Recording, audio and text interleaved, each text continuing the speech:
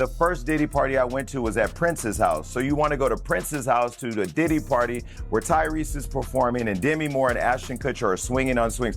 That is what's happening on the other side of the wall. And so the one thing that makes this party different than a Jamie Foxx party or any other celebrity party that wrangles a bunch of young women or guys or whatever too, is that Diddy didn't let you bring your security in the party. But boy, buckle up because the tea is scalding hot. Prince, yes, the Prince, is now being tied to Diddy's messy, spiraling legal disaster. Like, who saw that one coming? Word on the street had always been that Diddy used to throw his craziest no-rules parties at Prince's luxurious estate. That came straight from Jason Lee, so you know it's got weight. But honey, this is something no one, and I mean no one, was ready for. Health problems? That I don't know, right? What I know is that he was really health conscious. He was a vegan. He didn't abuse alcohol. I didn't know of him abusing drugs. He worked out, so, that also really concerned me because it made me think that, wow, so you mean you do all these things to take care of yourself and you die so young? Okay, now picture this. What if Prince, the ultimate control freak, had surveillance rolling every single time Diddy went off the rails in his home? Oh yes, Prince was private, but baby, he was also a mastermind, never showing up at those scandalous parties, not because he didn't care, but maybe because he was watching from a distance, in silence. Calculated. People are starting to whisper, what if he recorded everything? What if those recordings were passed on before he died?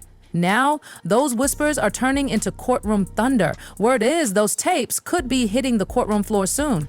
And it's giving full Hollywood thriller. And baby, the courtroom itself, chaos. Even the jury selection had everyone gasping. Michelle Williams, Robert Downey Jr., Mike Myers, Llewellyn London. Like, what is this, a movie cast? December 31st, 1999. My publishing contract with Warner Chappell expired, thus emancipating the name I was given before birth, Prince, from all long-term restrictive documents. But let's not pretend we didn't expect some names to resurface, starting with Cassie. Hoosis walked in first with a lawsuit that shattered the internet. Her claims, beyond disturbing. She said Diddy's own team, his assistants, security, people on the payroll, witnessed everything, but not one of them had the guts to say a word. And girl, it gets darker. Cassie exposed how those same assistants were the ones buying sorry gifts after violent episodes. But wait, it didn't end there. She said they were setting up the freaky freak-off events, booking hotel rooms, laying out baby oil and Astroglide like it was a red carpet. Like, what kind of job is that?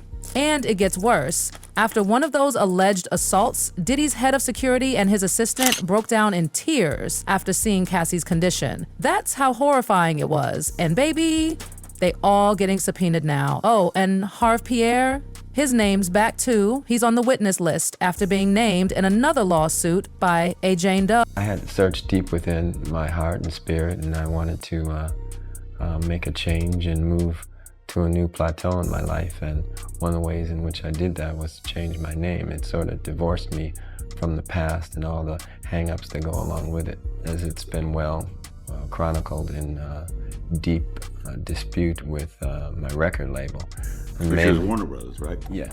We had some issues that were basically about ownership of the music and how often I was supposed to record and things like that. I really searched deep within to find out the answer to whether fame was most important to me or my spiritual well-being, and I chose the latter. Ready for another stomach-churning twist? One Jane Doe says Harve Pierre lured her from Detroit to Jersey, only to be allegedly assaulted by both Harve and Diddy. That's not messy, honey. That's terrifying. And guess who else is being pulled in? Young Miami. Not just for show. Rumor is she wasn't just standing around. She was allegedly moving product for Diddy. And her name, yep, it came up during jury selection. This mess is touching everyone. Dallas Austin? People know him as a music genius, but he was also Kim Porter's childhood bestie. Ever since Kim's mysterious death, whispers have been floating that Diddy might have known something. And now that Dallas's name is surfacing, it's looking like those whispers might just scream. Then there's choreographer Laurieann Gibson. Yup. her. She told police back in 2007 that Diddy picked up a chair and threatened her on the set of Making the Band, and honey, it doesn't stop. Aubrey O'Day, loud, clear, and not backing down. She's backing Cassie hard and even spilled on Diddy's alleged behavior toward her. She sued Diddy, accusing him of downright vile misconduct. According to her, the abuse didn't just happen behind the scenes. It happened on camera. Dawn says he'd ripped them apart with cruel insults while they filmed the show, and it got even darker when they recorded music. Forced rehearsals with no food, no rest, no sleep, and when she was exhausted and broken down, that's when she claims he took advantage. Dawn even dropped the ultimate bomb. She says she personally saw Diddy put his hands on Cassie while he was high. That changes everything. First Diddy party I went to was at Prince's house. So you want to go to Prince's house to the Diddy party where Tyrese is performing and Demi Moore and Ashton Kutcher are swinging on swings. That is what's happening on the other side of the wall. And so the one thing that makes this party different than a Jamie Foxx party or any other celebrity party that wrangles a bunch of young women or guys or whatever too, is that Diddy didn't let you bring your security in the party. Now, let's zoom in on the men in Cassie's past, because the prosecution sure is. First up, Michael B. Jordan. Nope, he's not accused of a thing. His name came up because Cassie had a little flirty spark with him back in 2015. But prosecutors are going full soap opera. They want to drag in every man Cassie's ever breathed near. And baby, Kid Cudi, that name is burned in bald. Cassie admitted she had a short fling with him in 2011 during a rocky time with Diddy, but when she went back to Diddy, he found old emails from Cudi and lost it like real-life movie villain rage. According to her lawsuit, Diddy waited till Kid Cudi was at home and then blew up his car. That wasn't a metaphor. That car literally exploded in his driveway. That part of her story? Verified, not a rumor. Now, with this trial blazing hot, even more names are expected to get dragged into this legal firestorm. But out of all the twists, Prince, that one hit like a thunderclap. People are asking the hard question. Did Prince know something? The chatter's growing. What if that secret footage he supposedly had of Diddy's wildest parties played a role in his own death? It sounds far-fetched, but baby, once you connect the dots, it's chilling. Because just days before his passing, Prince posted a haunting photo with a now deleted caption. Just when you thought you were safe, excuse me? That line alone could give you cold sweats. At his final public appearance at Paisley Park, Prince had just gotten some medical treatment, and what did he tell the crowd? Wait a few days before you waste any prayers. Who says that unless they know? Something's coming. And just like that, boom, Prince is gone, found unresponsive at his Minnesota estate. The official report claimed a fentanyl overdose from counterfeit Vicodin pills. But let's get real. Prince, he was known for his clean, disciplined lifestyle. No drugs, no scandals. So how does someone like that end up overdosing on a synthetic opioid? People have been side-eyeing that narrative ever since. And the deeper you dig, the stranger it all gets. Your life and getting you into rehab. Yes, he did. I had a long time kind of battling those things, and after my father passed, it got really bad. And so I called up Big Bruh to help. He said, okay, when and where. See, Prince wasn't just a music legend, he was a straight-up warrior. For decades, he went head-to-head with big labels, fighting to own his music and protect artists' rights. He wasn't just creative, he was political, strategic, and unshakable. But people have long whispered that he paid the price for speaking up. Some fans have said for years that Warner Brothers might have played a role in silencing him. Nothing's proven, but the suspicion is loud.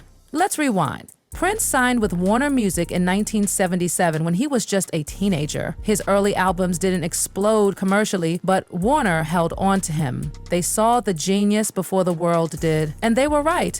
By 1982, after MTV launched, Prince was charting like wildfire and pushing boundaries like no one before. He didn't just release songs. He created a whole mythology, visuals, image, fashion. He was a pop culture revolution. When Purple Rain dropped in 1984, it wasn't just an album, it was a movement. Everyone was mimicking his vibe. He was on top, but behind all that glitter, Prince was quietly raging. Because Warner Brothers owned his name and everything he ever released under it. Can you imagine being Prince and not owning Prince? So what did he do? He snapped the system in half, changed his name to a literal symbol. People started calling him the artist formerly known as Prince. He sent a message, I belong to me. He stopped playing nice, he went to war, and now here's where it gets really messy. Diddy, he was teaming up with the very people Prince was trying to destroy. In a wild twist, Diddy struck a huge deal with, wait for it, Warner Music Group. Yep, that Warner. The deal gave Warner a full 50% stake in Bad Boy Records. They took over distribution, marketing, everything. And Diddy, he was thrilled. Bragging, there have been a lot of boutique labels that come and go, but we're still here. He called the Warner deal the secret to Bad Boy's longevity. But when you line that up with Prince's battle against Warner, it looks shady. Almost betrayal level shady. Could Prince have seen that partnership as a threat? Could it have made him a target? It was a 2-second phone call. He's gone. I had been preparing for 2 years, so I knew that it was coming. What does that mean? He said it a couple of years ago. What would he say? What he said was, I've done everything that I've come to do. So I was crushed for about two. Now here's where things go from suspicious to just plain haunting. Remember those wild Diddy parties Jason Lee talked about? The first one he ever attended? It was at Prince's house. But Jason remembered something weird. Guests weren't allowed to bring their own security. Think about that. Prince didn't let outsiders protect themselves. It was his home, his rules, and total control. What if that control meant surveillance? What if Prince had every freak-off party, every shady deal, every scandalous act on tape? And what if he never destroyed it? What if those tapes still exist? Somewhere. Suddenly, Prince's death doesn't look so random.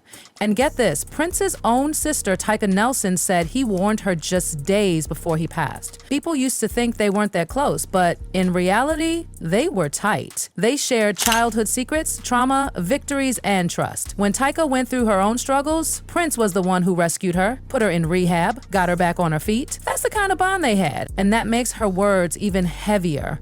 Because Tyga said Prince started preparing her for something 2 whole years before he died. Like he knew something was coming. She told the Minnesota Star-Tribune that in their last call, just 4 days before his death, something felt off. She kept asking, "How are you really?" And Prince, he deflected, laughed, changed the subject, and then silence. He never opened up, almost like he was trying to protect her from something she didn't need to know. But that silence, it spoke louder than words. Now here we are, Prince gone, Diddy under fire, tapes may be out there, and all eyes are watching this courtroom circus for the next jaw-dropping twist. If Prince's name truly ends up dragged into the courtroom chaos, it'll be the biggest posthumous plot twist Hollywood and the music industry has ever seen. The question everyone's asking now is, did Prince have the tapes? Did he know the secrets behind those freak-off nights? And if so, why didn't he ever expose Diddy himself? Was he about to? And did someone stop him before he could?